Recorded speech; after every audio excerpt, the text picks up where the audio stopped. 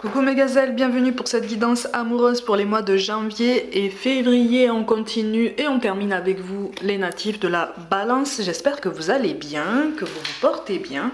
Comme d'habitude, je précise que c'est une guidance générale, ça ne pourra pas forcément parler à tout le monde, mais surtout prends ce qui t'aide à avancer. N'hésite pas non plus à visionner la guidance de ton ascendant qui peut te donner des pistes supplémentaires pour pouvoir continuer d'avancer justement. Ok ? Allez balance, qu'est-ce que le mois de janvier et février t'annonce dans le domaine amour? Pourquoi on me parle d'une bulle? On me parle d'une bulle. Ah oui, il y a une grande hésitation par rapport. En fait, il y a une situation positive qui s'annonce à toi ou que tu connais déjà, mais sur janvier-février. Alors, pour ceux qui sont engagés, il s'agit de projets à deux. Pour ceux qui sont célibataires, il s'agit d'une nouvelle rencontre. Pas forcément de quelqu'un du passé. Là, je vois vraiment quelque chose de nouveau. Mais tu es sur l'attente, tu es sur l'expectative. Tu te demandes ce que tu dois faire. En fait, tu sens que tu es amené à changer beaucoup de choses dans ta vie, tout domaine, vraiment. Là, en fait, c'est comme si vraiment tu étais vraiment en train d'être poussé à repenser ta vie d'un point de vue plus complet, plus général. Mais alors, tu sais pas trop par quel bout prendre la pelote, en fait, pour qu'elle se déroule complètement et sans accroc. Ouais, tu sais pas où tu vas, là.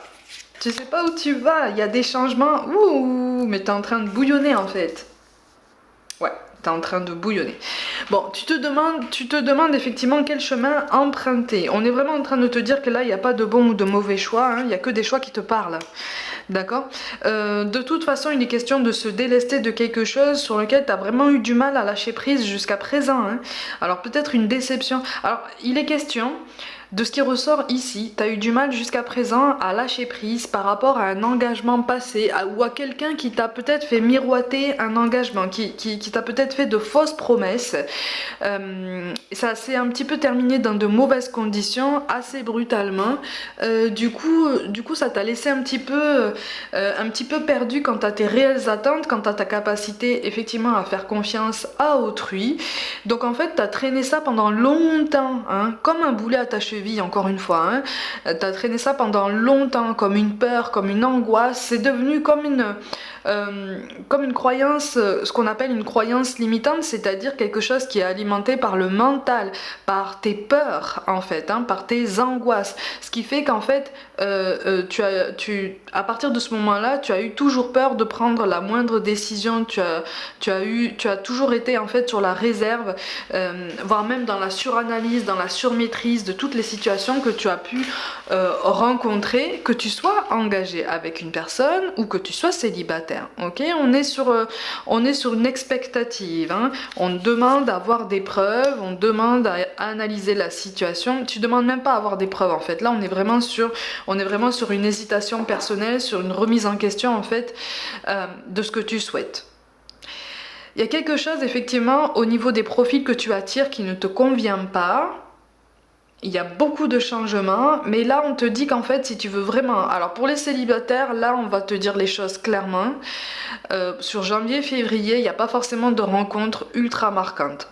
Sur janvier-février, mais de toute façon au fond de toi, t'en as pas forcément envie, parce que tu sens que sur d'autres aspects de ta vie, notamment dans le domaine professionnel, il va y avoir beaucoup de changements sur 2023. Il va y avoir pas mal de transformations. Et tu commences à avoir cette lucidité qui te fait réaliser que tu n'auras peut-être pas assez de temps, ni d'envie, et finalement de force, d'énergie, pour te consacrer à quelqu'un, à faire la connaissance de quelqu'un, à passer du temps avec cette personne, parce qu'il y a des projets professionnels qui vont prendre forme, et dans lequel, pour certains d'entre vous, dans lesquels tu vas trouver refuge, en fait, hein. Non, tu te cherches, t'es en pleine hésitation. Ouais, pour certains, on est en reconversion professionnelle, du coup, l'amour en fait est placé un petit peu au second plan, parce que tu te dis finalement, est-ce que ça vaut le coup, est-ce que je suis prêt, est-ce que je suis prête à revivre quelque chose, voilà. Donc on est sur ce genre de questionnement. Ça va entraîner de toute façon une révision quant à tous les profils que tu vas attirer, c'est-à-dire que là tu es en pleine transformation, c'est une transformation qui est nécessaire et qui va t'aider justement à te grandir, qui va t'aider à t'épanouir dans d'autres domaines de ta vie, à gagner en confiance et donc à attirer des personnes qui vont vibrer sur les mêmes fréquences que toi. Donc tu vas de plus en plus tomber sur des profils qui vont aspirer au même projet que toi dans le domaine amoureux. Tu vois cet effet boule de neige, tu vois ce puzzle qui s'assemble là en fait. Hein. C'est comme si en fait tu avais traversé pendant longtemps une période de chaos. Hein. Vraiment, hein. Quelque chose de très très lourd, de très intense. T'as souffert. Mais tu t'es relevé et sur janvier-février, on est vraiment sur une confirmation que tu es bien en train de te relever de façon concrète. Ça n'est pas une illusion, ce ne sont pas des idées que tu te fais. Laisse un petit peu ton mental de côté parce qu'en fait, il te ralentit dans tes décisions, il te ralentit dans ta prise de confiance en toi-même, ok ?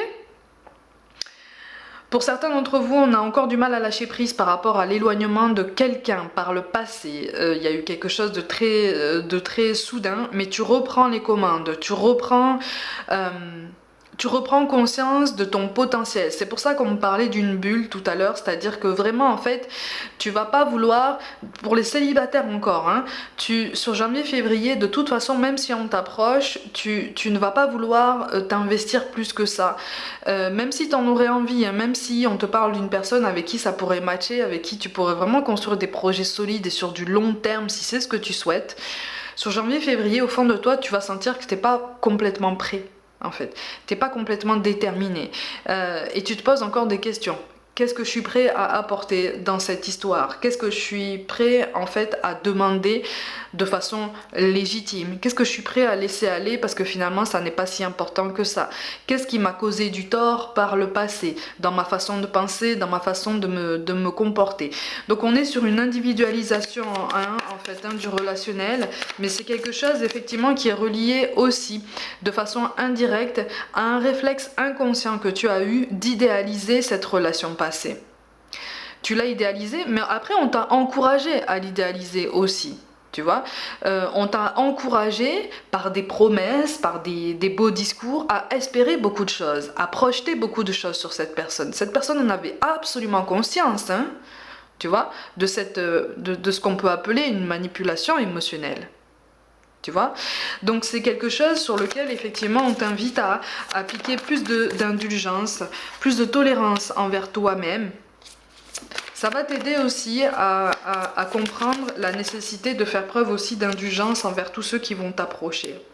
C'est ça, parce que là on te parle d'un côté un petit peu sauvage qui pourrait se dégager de toi, un petit peu farouche, pas forcément volontaire, attention, hein, mais tu risques d'être un petit peu brute dans tes propos, un petit peu même contradictoire aux yeux des autres par rapport à des réactions, par rapport à des décisions, peut-être des discours que tu vas tenir, mais c'est essentiellement parce que tu es vraiment en train de te chercher, tu es en train de te retrouver, tu es en train d'assainir des bases et surtout de te libérer d'énergie particulièrement toxiques qui t'ont fait énormément de mal par le passé en fait, tu vois.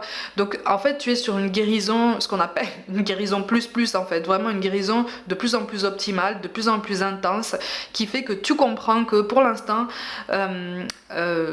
c'est à toi que tu dois te donner une place pleine, entière, confortable et primordiale en fait, vraiment. C'est un sérieux rappel, c'est ça. C'est un sérieux rappel pour t'aider à reprendre confiance en toi, confiance en tes lendemains et en ta possibilité de faire des rencontres pour ceux qui sont célibataires, des rencontres plus satisfaisantes, d'accord? Et en la possibilité de faire des projets beaucoup plus satisfaisants aussi pour ceux qui sont engagés, ok?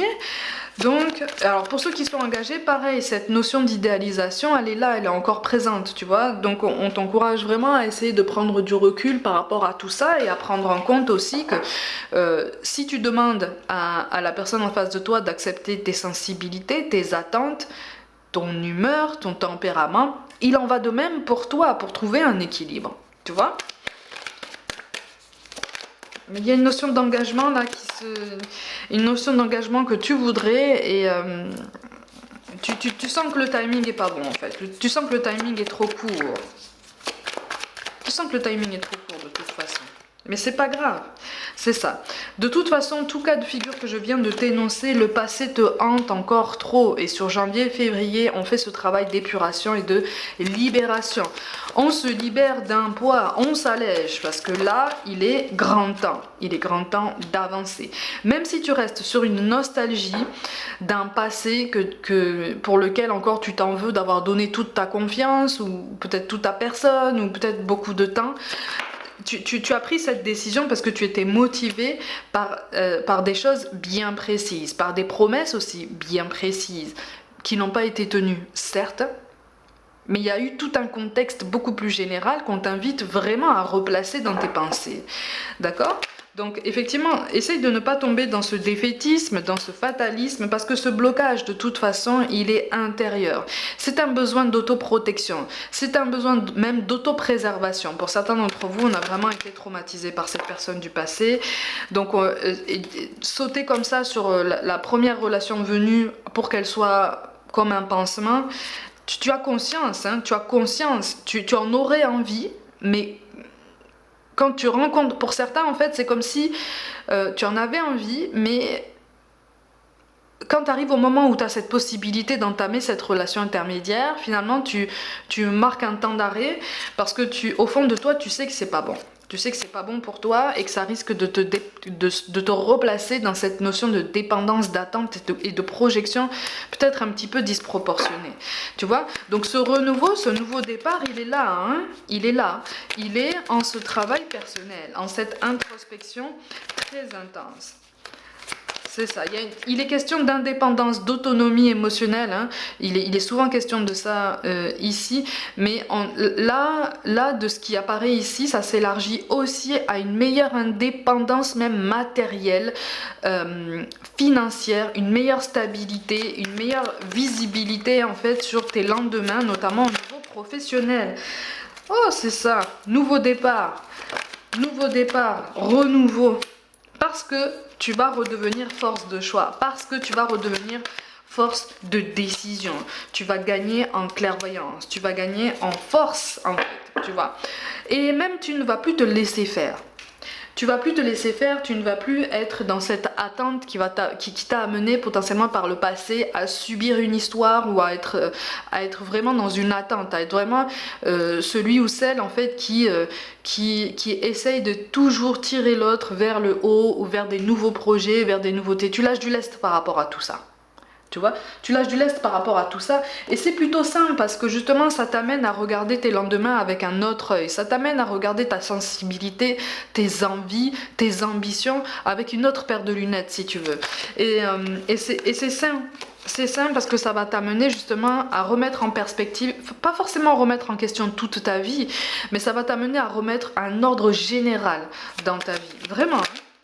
Et de ce qui ressort ici, on est beaucoup dans une évolution professionnelle qui va constituer comme un déclic pour toi, pour bouger, pour te donner cette nouvelle liberté, ce nouveau souffle en fait. Hein. Et oui, parce que pour l'instant, niveau relationnel, c'est bloqué. Hein. Enfin, niveau engagement beaucoup plus concret, c'est bloqué parce que tu penses à toi, parce que tu veux te donner le choix. Parce que tu veux enfin constater en fait que tu attires les bonnes opportunités à toi, que tu attires les bonnes vibes. Et tu es en train de comprendre sur janvier, février qu'effectivement, si tu veux attirer à toi tout ça, l'univers t'amène à faire ce travail intérieur pour que tu puisses l'incarner déjà en premier. Tu vois, et donc le manifester. C'est pas facile, hein, mais tu vois, on a l'abondance en énergie dominante, donc on est sur une belle évolution de toute façon. Hein. Ah, alors pour certains, effectivement, il y a un retour de quelqu'un du passé, mais pas sur janvier, février, plus à la fin du printemps. On verra sur les autres guidances, mais à la fin du printemps, il va y avoir un renouveau par rapport à tout ça. Et ça sera aussi potentiellement lié à un déplacement géographique lié au travail. Alors c'est soit un déplacement professionnel, soit un déménagement parce que nouveau projet professionnel, nouvelle carrière, nouveau statut. Mais entre-temps, on t'appelle vraiment à faire beaucoup plus de clarté dans tes pensées parce que si cette personne revenait tout de suite là, ça serait encore trop brouillon et tu serais encore trop dans la douleur, dans la recherche, dans les attentes, dans les projections et en fait, vous vous feriez du mal à nouveau à chacun. Tu vois? On est vraiment sur ça. Hein. Alors, de quoi est-ce que tu as peur sur janvier, février? On a le passé. Ouais, c'est ça. Tu sens qu'au niveau de ton évolution amoureuse et de ce qui ressort ici, il y a quand même en majorité du célibat. Tu sens qu'en fait, je grossis à peine le trait, hein, c'est ni fait ni à faire. C'est-à-dire que tu es vraiment en train de faire un bilan beaucoup plus honnête avec toi-même. Et tu veux plus du tout reproduire certains schémas du passé. Hein. Oh là là, c'est plus pour toi ça. C'est ça. Mais attention à ce défaitisme, attention à ce fatalisme. Tu peux avoir confiance en toi, hein. C'est ça. Ok, donc on a les reins en dos de deck et en plus qui apparaît à l'envers. Donc vraiment, tu te tâtes, hein.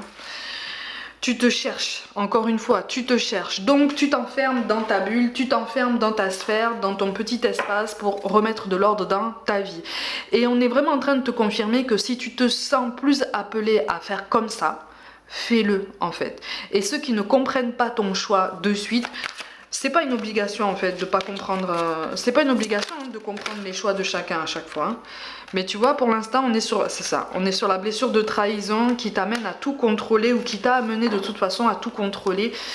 Et on en revient à cette notion de surmaîtrise et de surcontrôle, de suranalyse dont je te parlais tout à l'heure. La blessure de trahison, c'est quelque chose du passé, ok?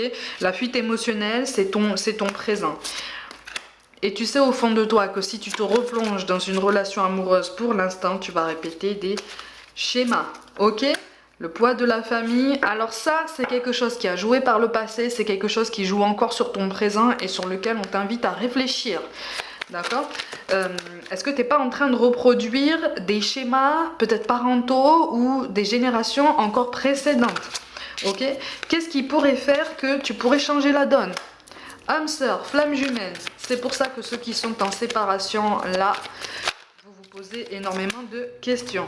C'est tout à fait normal. Alors, quand on te dit fais le premier pas et aie confiance en la vie, on est plutôt tourné sur toi-même, d'accord? Fais le premier pas envers toi-même. Accorde-toi tout le temps en fait que tu as demandé à d'autres personnes par le passé et qui ne te l'ont pas donné ou qui t'ont pas forcément donné cette impression.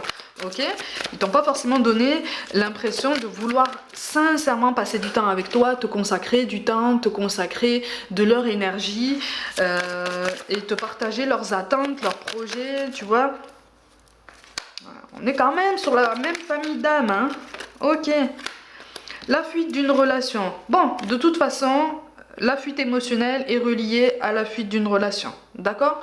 Donc, quel que soit pour les célibataires les rencontres que tu vas faire sur janvier-février, tu vas dire stop, stop, de toute façon, je suis pas prêt. Donc, tranquillise-toi, ne te mets absolument aucune pression et pose-toi un petit peu moins de questions sur ton relationnel aux autres parce que là, on est vraiment sur un relationnel par rapport à toi-même. Pour ceux qui sont engagés avec quelqu'un, il risque d'y avoir un temps de pause, un temps de ralentissement. La fuite de la relation, on est plus sur une fuite des sujets que l'un de vous deux a envie de façon de plus en plus intense de mettre sur le tapis, mais l'autre élude le sujet. Donc, mais j'ai l'impression qu'en fait là la responsabilité est vraiment partagée, c'est-à-dire que vous avez chacun des sujets tabous et vous êtes chacun dans l'esquive. Bon, c'est normal, ça va se mettre en place. On a les déplacements et la distance géographique et encore une fois c'est lié à l'évolution professionnelle pour certains d'entre vous, hein.